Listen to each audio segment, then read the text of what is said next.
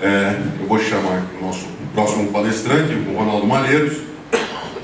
O Ronaldo é geólogo e mestre pelo Instituto de Geociências da USP, licenciado em Geografia pelo Centro Universitário Claretiano, é geólogo aposentado da Prefeitura Municipal de São Paulo, trabalhou lá de 91 a 2022.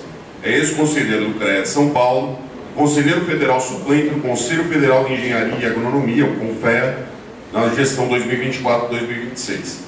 Também é membro da diretoria do Sindicato dos Geólogos do Estado de São Paulo, o SIGESP, desde 89, e da associação, da diretoria também da Associação dos Engenheiros e Arquitetos de Osasco, a AEAO, na gestão 2024-2026. Também é colaborador da REGE e professor do curso de pós-graduação em Gestão de Desastre e Risco, Proteção e Defesa Civil do Grupo Ecossistema Anima.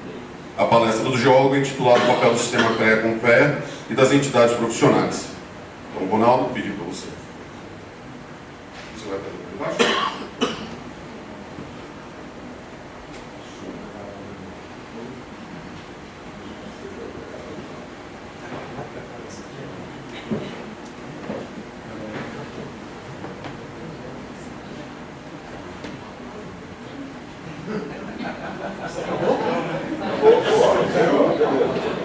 Obrigado, professor, pela atenção.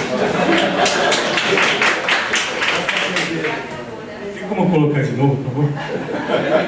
Bom, pessoal, primeiramente eu queria agradecer o convite da REGE, do Pedro, do Fernando.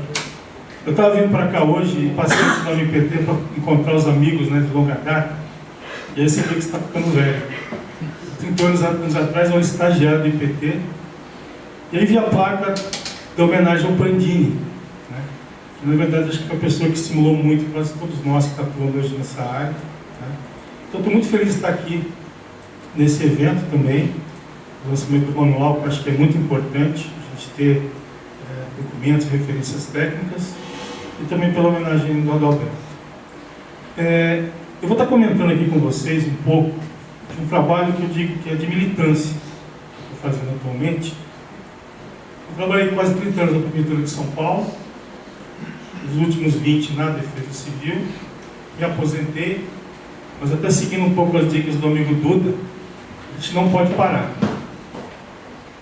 E também na minha atuação profissional, eu, desde que me formei, fiz participar de geólogos, e desde então eu venho sempre participando de discussões de coletivos.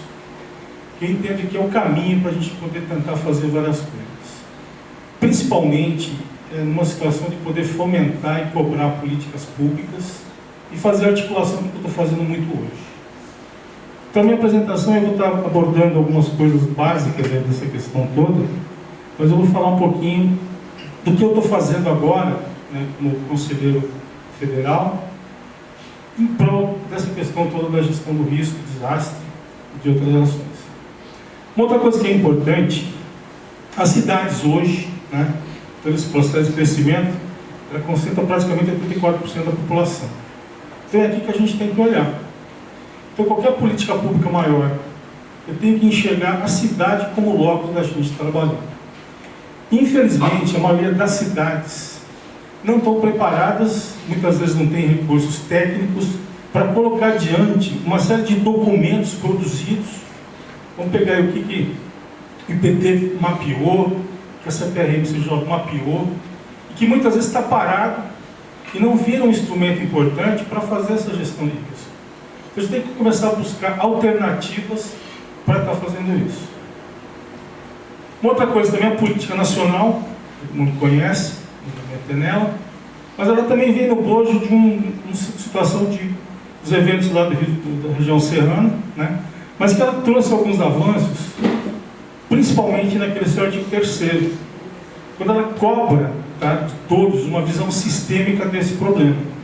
Então é aqui que está o grande pulo do gato, que é aquilo que a gente hoje está trabalhando. Como é que eu posso trabalhar uma política prima de uma visão sistêmica que entrega várias políticas públicas em que a maioria das cidades está na mão da Defesa Civil, muitas vezes tem uma expertise para trabalhar com resposta.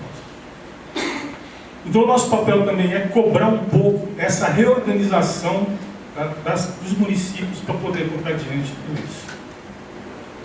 Aqui uma coisa interessante, quer dizer, a questão da articulação dentro dos entes federativos, a própria visão sistêmica, a adoção de base hidrográfica, e aqui embaixo a participação da sociedade civil. Então é aqui que a gente tem que discutir bastante, porque a sociedade civil ela é importante, primeiro, para garantir a continuidade das políticas públicas. Eu trabalhei quase 20 anos na defesa civil, e muitas vezes uma gestão tinha um trabalho avançado nessa área, aí mudava a gestão, voltava a estacar zero.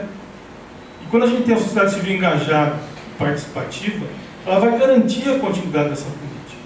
Então, quando eu falo da participação das entidades, nós estamos dentro desse bolo da sociedade civil, que muitas vezes, muitas políticas não abrem espaço, mas que a gente tem que conquistar. Aqui um pouco, já que a gente está falando de município, a responsabilidade que os prefeitos têm dessa questão. Eu duvido que a maioria dos prefeitos que assumiram e vão assumir os seus mandatos tenham uma ideia da responsabilidade que eles têm. Então, o nosso papel também é começar a criar condições de passar a esses prefeitos como é que eles têm que enxergar essa política toda. E uma coisa também que é muito preocupante, a gente tem dispositivos legais e normativos extremamente bem feitos, mas temos também um abismo muito grande entre o que eles colocam e o que se tem na realidade. Então isso também é uma coisa também a se conformar. Outra coisa que é importante, não dá para discutir essa questão toda do risco, essa governança, sem a gente amarrar com outros dispositivos legais que também norteiam e têm interface. Então eu chamo a atenção do Estatuto da Cidade. Uma outra coisa interessante também aqui, do Estatuto da Cidade, foi o Estatuto da Metrópole, que remeteu aí uma discussão importante, que eu tive o privilégio de participar, o Duda participou, a Kátia participou, o Fernando participou, e um grupo de técnicos que foi em cima da questão do PDUI da região metropolitana. Isso foi um avanço muito grande, que a gente conseguiu fazer, infelizmente não avançou. Mas o que é importante também a gente ter nessa visão toda é as mudanças das grandes normativas, dos grandes tratados internacionais, que a gente saiu da gestão do desastre, lá de Rio, e foi para a gestão de risco. Uma outra coisa importante também nessa discussão é amarrar com as ODS. É extremamente importante. Todas essas ODS têm que dialogar e a relação delas com essa discussão nossa. E aí, entrando agora nessa escala mais regional, a questão do PDUI. Eu acho que, assim, eu participei de muitos coletivos, mas essa Câmara Temática Metropolitana, que é ligada a uma estrutura da metrópole paulistana, ela deu condição nesse plano da gente levar uma temática que não existia, que é a questão de risco. E esse trabalho árduo, cansativo, ele resultou em a gente conseguir inserir na minuta do projeto de lei uma coisa que é a gestão de risco.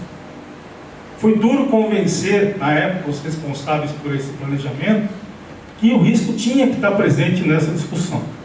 Isso só se fez pela insistência das pessoas envolvidas. Eu chamo muito aí o papel da Kátia, do Duda, de uma série de profissionais que conseguiram isso.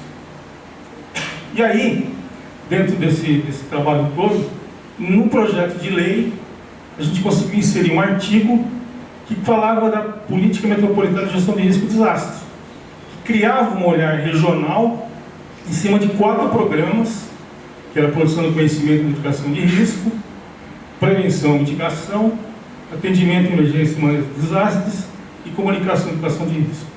Então, por exemplo, esse manual que hoje vai lançar, ele entra muito para fomentar o programa 1, 2, 3 e 4. Para justamente dar a condição de trabalhar essas questões. E aqui os programas vou passar rápido. Isso tudo, pessoal, fez parte de um projeto de lei que tinha uma cobrança do Estatuto da Metrópole e que, infelizmente, ficou engavetado e o governo do Estado não avançou, não só em São Paulo, mas em outros lugares. Mas, por outro lado, esse trabalho virou a referência para uma série de coisas. Então, por exemplo, a nossa proposta de trabalho, eu já passei para várias pessoas em outros estados. Então, acaba virando uma referência para a gente tocar esse trabalho. Uma outra coisa importante também nessa discussão é ver a importância dos municípios. Qual é o cenário hoje? Eu falo isso, porque eu trabalhei na cidade de São Paulo durante 20 anos. A maioria dos municípios tem as estruturas de gestão de risco na mão das defesas civis, que muitas vezes tem uma formação militar, nada contra o militar, mas que tem expertise para trabalhar com resposta. Como que eu posso jogar na mão dessa figura todo um trabalho que envolve várias pastas da administração municipal para ele trocar esse trabalho? Então esse é um grande desafio, que a gente sempre fala. A defesa civil é parte desse processo, não é o processo. Então nosso desafio hoje é mudar um pouco esse quadro. Uma outra coisa também, necessidade de maior participação das entidades profissionais, instituições de ensino e engenharia nesse processo. E aí eu chamo a importância da questão da sociedade civil. Entrando agora um pouco nesse trabalho que eu estou fazendo agora, no sistema Confecreia, eu vou falar primeiro de um acordo de cooperação entre a Defesa Civil Nacional e o CONF. Inclusive o Duda ajudou a escrever. Esse acordo ele foi firmado, e ele trabalhou nos 3 primeiros anos numa coisa muito importante, que é como que é investido o recurso público.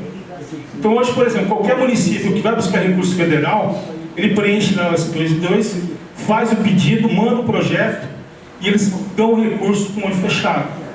Nesse acordo, todo o material que era entrado no sistema do Ministério da Defesa Nacional ia para o CONFIA e descia para o CREA do Estado dessa cidade para avaliar quais profissionais estão envolvidos, se a obra foi feita ou não.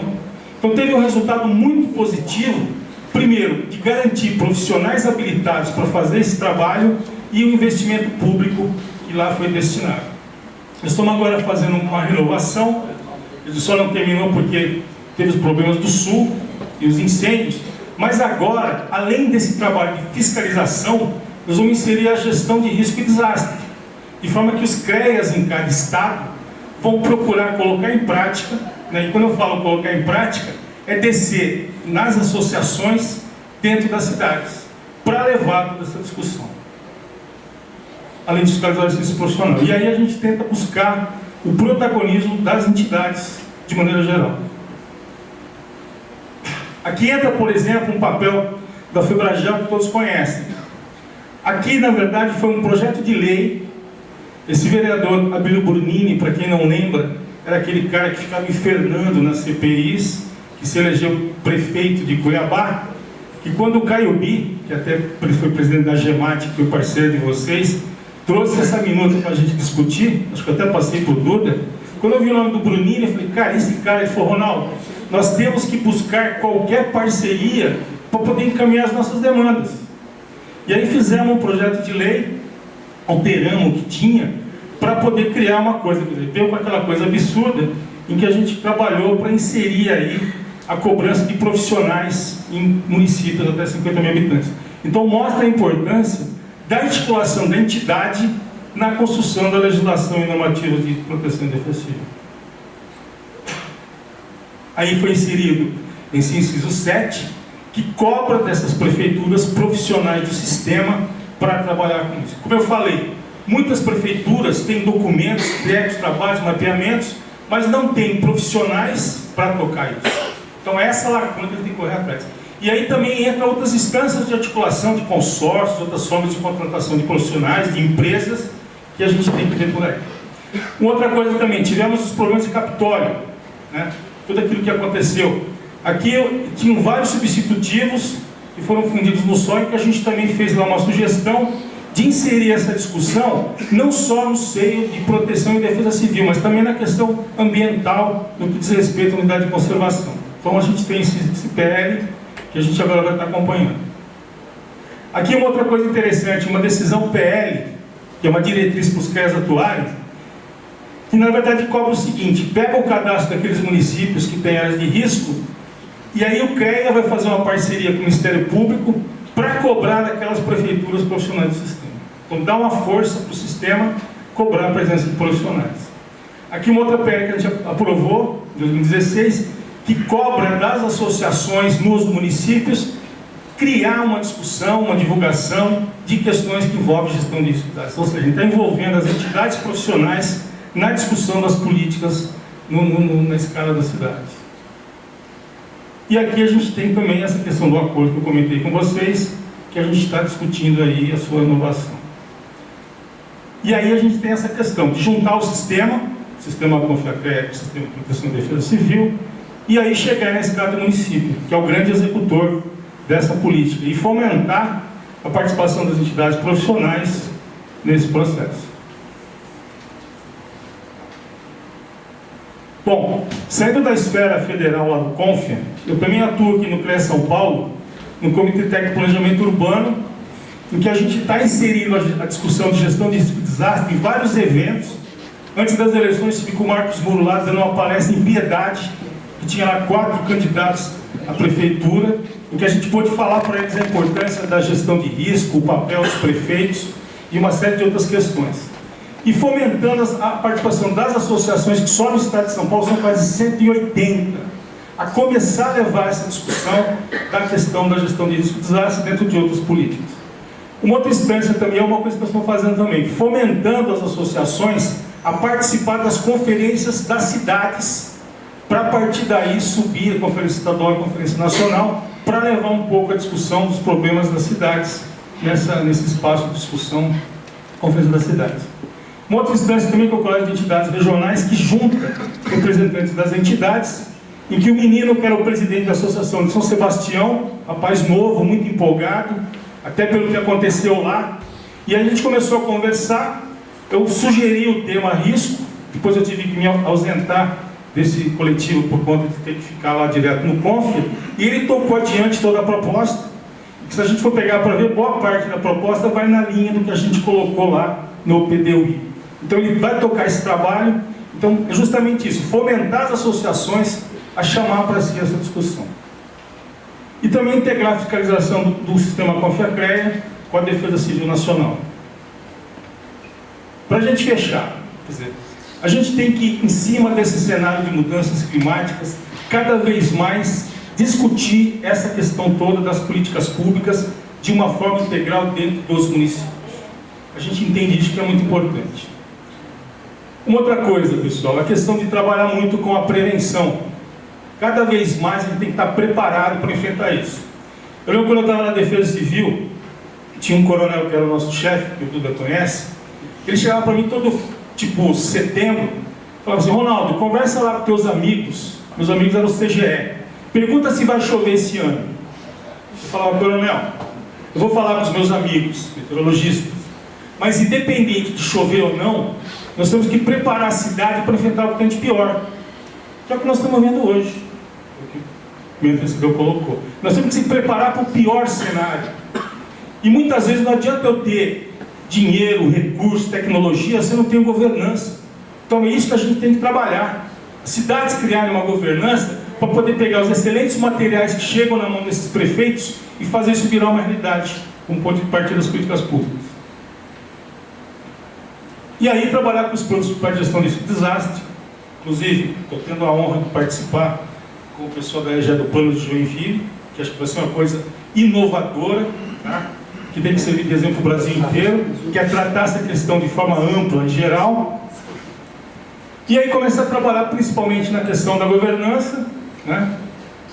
Trabalhar desse contexto de políticas, como por exemplo o SUS. O SUS é o que ele segurou na pandemia, que é uma política pública que tem continuidade. Então essas questões nossas têm que ter continuidade. E se nós não depender dos governantes, não vai acontecer. Por isso que eu conclamo a importância nossa, das entidades, da sociedade civil, da academia, de cobrar isso. Temos que fazer esse papel.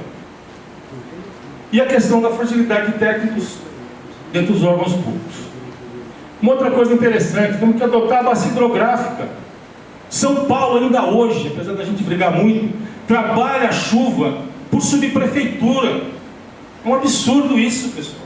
Em muitos lugares a bacia hidrográfica é uma coisa figurativa. Ela tem que virar o território. E eu tenho que trabalhar também nos geológicos e hidrológicos, os riscos tecnológicos. Hoje mesmo afundou lá o metrô, aquela coisa toda. Então o tecnológico também tem que ter uma atenção, não só a questão do geológico e hidrológico. Bom, os desafios são grandes, tá certo? E a importância da engenharia, da agronomia, da geologia, da meteorologia, da geografia nessas políticas públicas. Tá? E temos que continuar na luta, principalmente trabalhando a prevenção e a questão da governança. E qual é a próxima luta? Eu descobri essa lei que assegura às famílias de baixa renda assistência técnica pública e gratuita para o projeto e a construção de habitação de interesse social. Então é um espaço que a gente pode correr atrás e ver como a gente pode pegar aí as entidades e os órgãos do sistema Confracre e colocar à disposição da sociedade uma engenharia social. Tá? E é isso. E para finalizar, ontem saiu uma lei federal criando um fundo para se investir na questão de mitigação e adaptação às mudanças climáticas. E o Estado de São Paulo também. Então, uma das coisas que a gente sempre escuta falar, não dá para fazer porque não tem dinheiro. Dinheiro vai ter. Sem falar o FEIP. Tem muito dinheiro e não se usa porque faltam projetos. Então, aí também é um espaço muito grande das entidades estarem trabalhando com a universidade, buscando recursos. O sistema Confracre também tem aí os canais de fomento, a mútua. Então, vamos usar isso para produzir coisas e divulgar essa discussão toda, porque aquela velha história, a mudança climática é um fato. Ela apareceu na nossa lei em 2012. Tá? De lá para cá, o que se fez? Então temos que colocar a coisa para funcionar.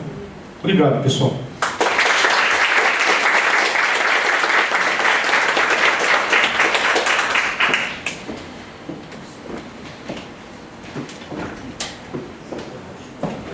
Obrigado, Ronaldo.